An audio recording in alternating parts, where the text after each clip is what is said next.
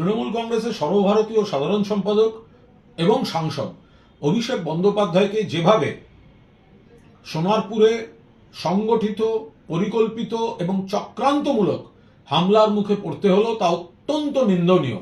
আমরা দলের তরফে এর তীব্র নিন্দা এবং প্রতিবাদ করছি।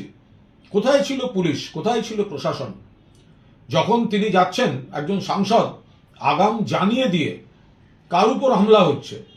হামলা হচ্ছে একজন সাংসদের উপর, একটি দলের সর্বভারতীয় সাধারণ সম্পাদকের উপর, এবং যিনি একজন দক্ষ সাংসদ বলে প্রমাণিত, এবং দেশের একটা খুব প্রয়োজনের সময় যখন সারা পৃথিবীতে বিভিন্ন সাংসদদের প্রতিনিধি দল পাঠানো হচ্ছে, তখন যিনি তার অন্যতম মুখ ছিলেন, দেশের অন্যতম মুখ ছিলেন, সেই অভিষেক বন্দ্যোপাধ্যায়কে যেভাবে নিগ্রহ করা হয়েছে, ঠান্ডা মাথায় করা হচ্ছে, এটা হচ্ছেটা কি?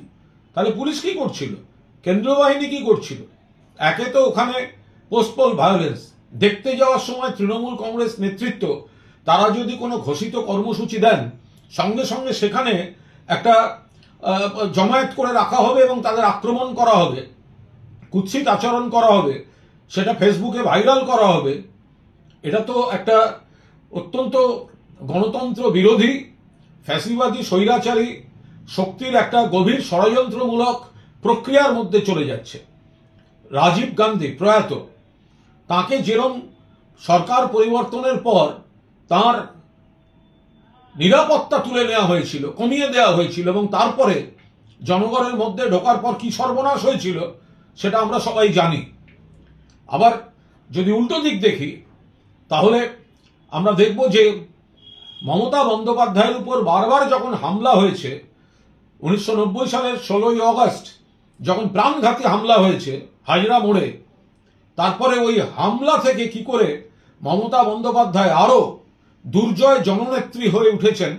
এখন অভিষেক বন্দ্যোপাধ্যায়কে আক্রমণ করে বাংলায় কি ধরনের আইনের শাসনের কথা বলছে বিজেপি, সেটা জনসমক্ষে এসে গিয়েছে।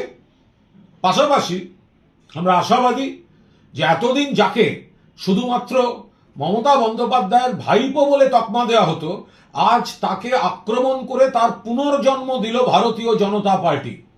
আজ তার পুনর্জন্ম দিল। এতদিন শুধুমাত্র ভাইপো বলে যাকে অভিহিত করত, আজ পরিকল্পিতভাবে তার উপর আক্রমণ করে তার নেতৃত্বকে প্রতিষ্ঠা করে দিল। এবং অভিষেক বন্দ্যোপাধ্যায় তার স্নায়ুযুদ্ধে আজকের দিনটিকে যদি অতিক্রম করে আসতে পারেন, তার নমুনা আমরা এখনই দেখতে পাচ্ছি, তার ইঙ্গিত দেখতে পাচ্ছি।